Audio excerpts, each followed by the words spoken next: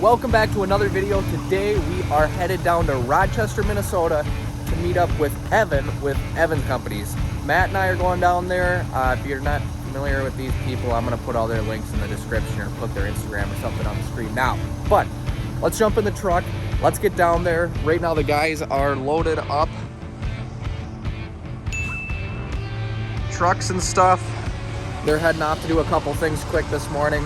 They got a short day. It's the day before Thanksgiving, so easy day. I'm headed down there. They're doing a couple things here. Got to get our money's worth out of our own tank. So let's get on the road.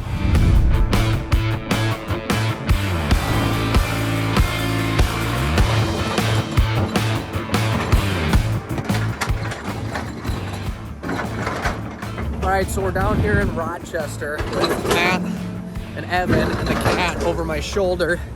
And Evan has got this job putting a sanitary sewer and a water line into this $500,000 government bathroom facility.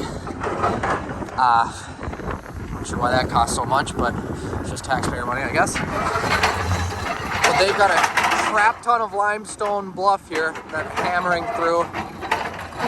It's got the 315 cat, got the military out here with the C-130. It's got this other line. I don't know why they have two separate trenches for this. Seems a little, I don't know, different I guess. But it's got the water line going over here and a sanitary over here. So that's what we're working on currently.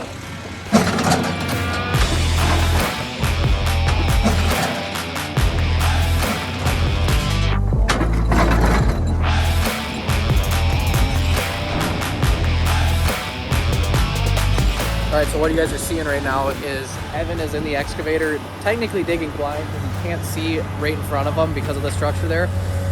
When you're looking over and you're that deep, you can't see anything. So Matt's trying to guide him as he's digging. What makes this twice as complicated is everything, as you can see, is like sheer limestone bluff. So your machine wants to hook something and then break it free, and it jumps a bunch, which makes it kind of a lot more complicated.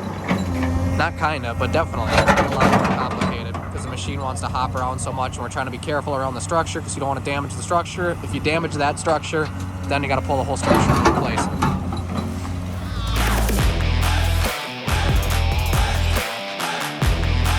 If you guys are down in the Rochester area and you want to work with Evan and you're a good equipment operator, you like doing this type of stuff, I'm going to put Evan's contact info, his website, down in the description. Make sure you hit him up.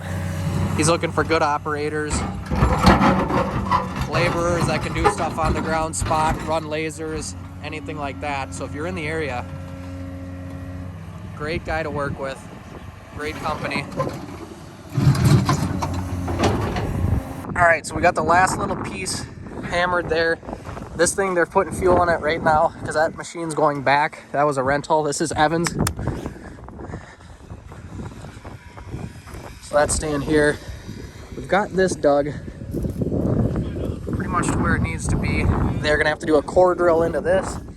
And then the sanitary is gonna get pushed into here. And then go out. I don't know if you guys can see that, but that'll have to get core drilled. He's gonna set that. They're coming to core drill Monday and do the connection to the sewer, or to the water over there Monday as well. They gotta put a fire hydrant in. I ran out, and which is about the perfect timing because now I'm going to get a 50-50